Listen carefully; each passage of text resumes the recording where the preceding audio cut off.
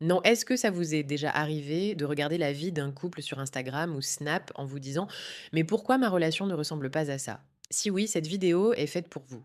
Je suis thérapeute et je reconnecte les couples depuis plusieurs années et ce que je vais vous dire aujourd'hui, je le répète chaque semaine dans mon cabinet. Parce que les réseaux sociaux ont changé quelque chose de fondamental dans la façon dont les gens vivent et perçoivent dans leurs relations et pas forcément dans le bon sens. Avant, quand vos grands-parents se mariaient, souvent ce n'était pas eux qui avaient un choisi. Les familles enfin l'arrangèrent les unions. L'affection dans le couple partait de bas et grandissait en même temps que le couple. Aujourd'hui, c'est souvent le contraire. Les gens se marient en fait une fois que l'affection est au plus haut et parfois, la routine et le temps fait redescendre tout ça. Ce n'était pas romantique comme dans les séries américaines, mais ça avait une conséquence importante. On n'arrivait pas dans le mariage avec l'idée que l'autre allait nous rendre heureux en permanence. On construisait quelque chose ensemble sans comparer. On acceptait les imperfections parce qu'on n'avait pas le choix de faire autrement. Ce qui était cassé autrefois, on le réparait ou au moins on tentait de le réparer. Aujourd'hui, on a la liberté de choisir et c'est une chance. Mais cette liberté s'est accompagnée d'un piège énorme, celui des attentes. Et ces attentes, les réseaux sociaux les ont fait exploser. En thérapie de couple, je pose souvent cette question à mes patients: d'où vient cette attente? Et très souvent, la réponse n'est pas j'en ai besoin pour être heureux, c'est j'ai vu ça quelque part et maintenant je veux ça. Ce sont des exigences par procuration. On désire ce que quelqu'un d'autre semble avoir, pas ce dont on a réellement besoin. Ces exigences en tête sont totalement fabriquées de l'extérieur, pas nées de l'intérieur. La différence est énorme. Un besoin authentique, vous pouvez le travailler, le comprendre, en parler à votre partenaire. Une exigence importée, elle, ne sera jamais vraiment satisfaite parce qu'elle n'est pas vraiment la vôtre. Vous n'en avez pas besoin pour être heureux, vous en avez besoin pour correspondre à une image que vous avez vue. Et une image, ça ne vous connaît pas. Mais les réseaux sociaux ne sont pas les seuls responsables. Il y a un autre vecteur de destruction conjugale dont on parle beaucoup moins souvent, l'entourage. Pas les influenceurs cette fois-ci, hein, c'est les gens autour de vous. Un homme qui dit à son cousin: «Ah, ma femme tous les jours, elle me fait mes gamelles quand je vais au travail et quand elle s'absente, elle cuisine des plats en avance, j'ai juste à mettre au four.» Jusqu'ici, pas de problème. Mais ce qui est problématique, c'est quand le cousin lui dit: «J'espère que ta femme le fait aussi, sinon tu te fais carotte.» Ou on a le cas de 2 amies qui discutent, l'une lui explique dès que son mari lui a offert une gourmette pour leurs 5 ans de mariage, ce qui n'est pas problématique de se raconter ce qu'on reçoit comme cadeau. Ça devient problématique quand l'ami qui a reçu comme cadeau une gourmette se permet d'ajouter: «Ah bon, il ne t'a pas offert de bijoux pour fêter vos 5 ans de mariage? Eh bah, il est bizarre ton mari. Le mari de Jenny lui fait des surprises chaque mois. Le tien, il te fait quoi?»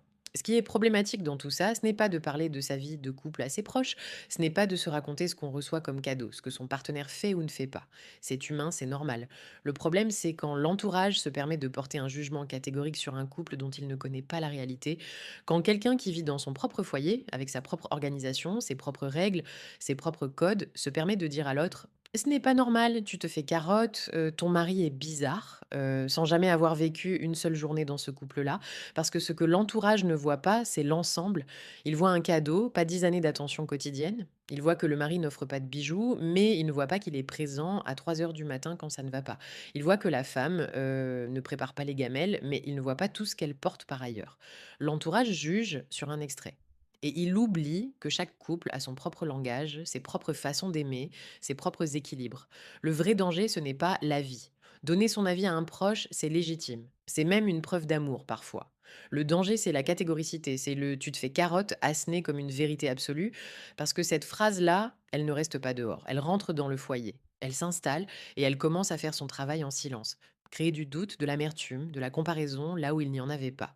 Ces phrases, on les dit comme si c'était anodin, comme si c'était de la conversation, de la bienveillance même, mais elles ne sont pas anodines, elles sont construites, consciemment ou non, pour créer de la frustration, pour dévaloriser le partenaire dans les yeux de l'autre. Et le problème, c'est que la personne qui reçoit ça ne s'en rend pas compte.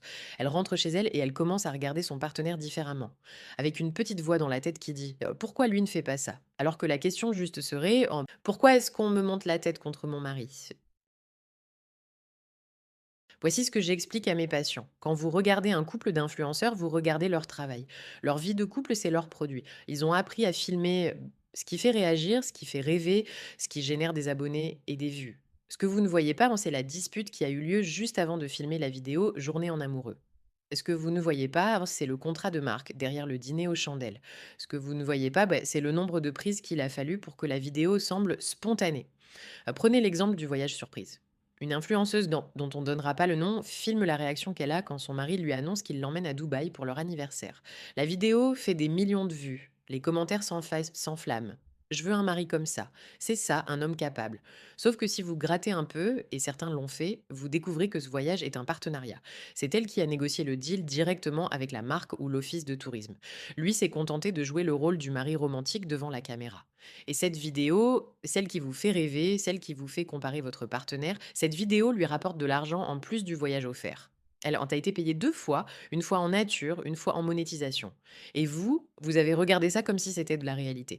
Et ce n'est pas tout. Il y a un autre angle que personne ne questionne jamais et qui me frappe en tant que thérapeute. Des couples qui ont construit une vraie réussite financière grâce au réseau viennent faire des vidéos face caméra pour expliquer leur répartition des charges. L'homme dépense 3 000 € par mois pour le foyer, la femme contribue à hauteur de 50 euros. Et ça fait réagir forcément. Les commentaires s'enflamment dans un sens ou dans l'autre, ce qui est excellent pour qu'une vidéo fasse des millions de vues. Sauf que ce qu'on ne vous explique pas, et c'est ça qui aurait été vraiment intéressant, quoi, c'est comment ce couple fonctionnait financièrement avant de devenir influenceur. Parce que très souvent, si vous remontez quelques années en arrière, c'est la stabilité financière de la femme qui a permis au couple de tenir pendant que lui construisait son projet. Leur répartition financière n'avait rien à voir avec celle d'aujourd'hui. Elle a beaucoup fait pour son foyer le temps que ça décolle. Et aujourd'hui, quand il prend tout en charge et qu'il l'allège au maximum, ce n'est pas un cadeau tombé du ciel, mais c'est une reconnaissance.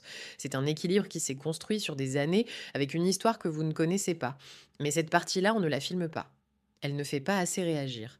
Le problème, c'est qu'une grande partie de l'audience, même des mères de famille qui ont dépassé la trentaine, regardent ça comme si c'était de la réalité. Et sans ce recul-là, ça devient toxique. Non, pas parce que les influenceurs sont malveillants, la plupart ne le sont pas, mais parce que leur métier consiste à vous montrer le meilleur de tout le temps.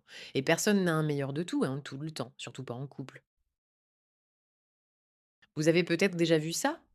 Un couple qui inondait les réseaux depuis des années annonce soudainement leur séparation. Et là, deux choses bancs se passent. Première chose, certains d'entre eux, libérés de l'image à maintenir, vont témoigner. Et ce qu'ils racontent est souvent glaçant. Ce couple qu'on vous présentait comme le modèle absolu, les vacances, les déclarations d'amour en story, les vidéos Notre histoire, avec une musique émouvante en fond, ce couple-là allait de crise en crise dans la vraie vie.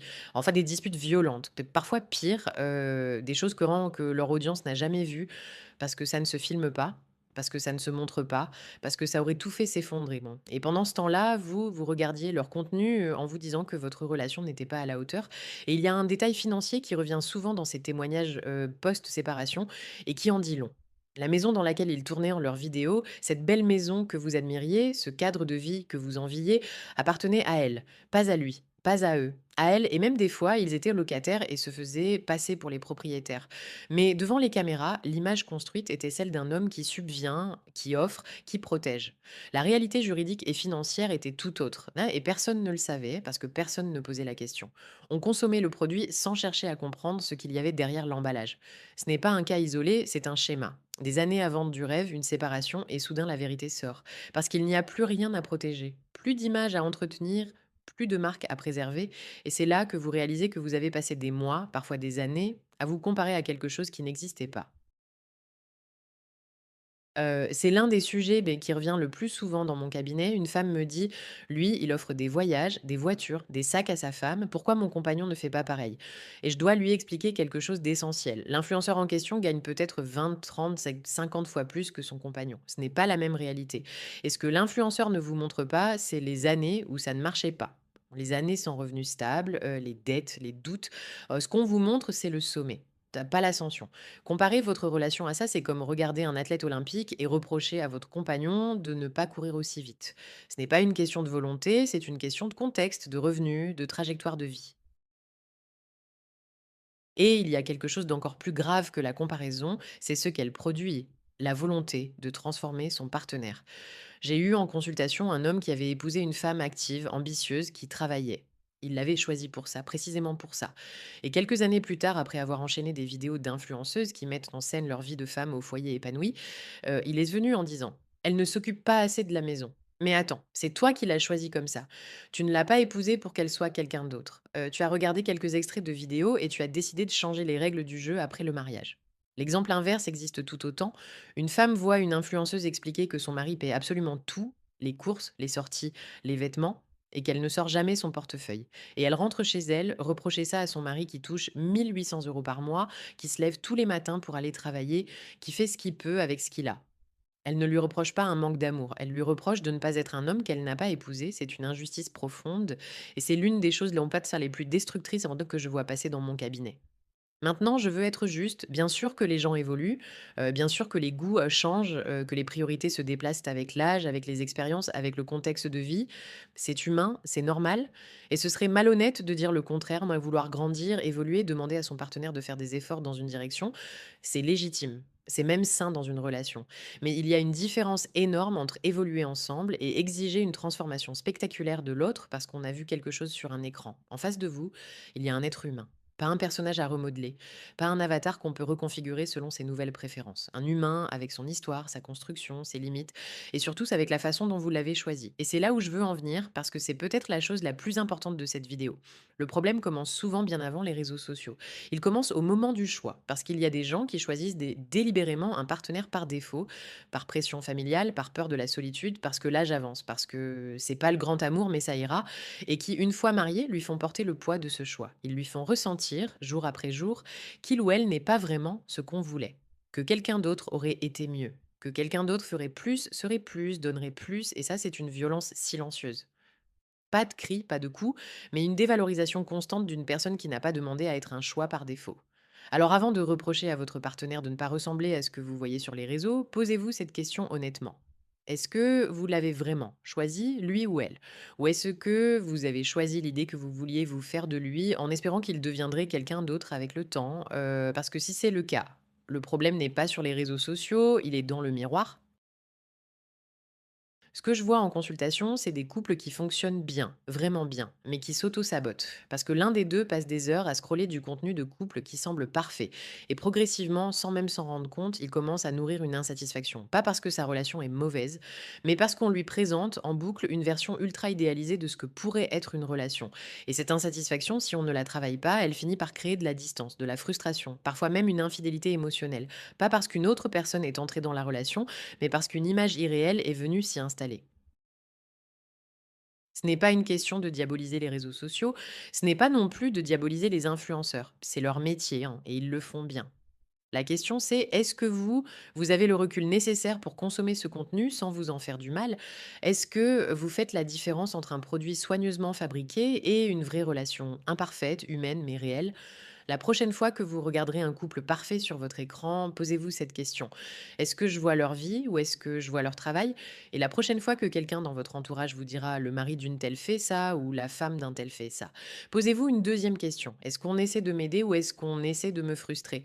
Parce que la réponse à ces deux questions peut changer énormément de choses dans la façon dont vous percevez votre propre relation. Merci de m'avoir écouté.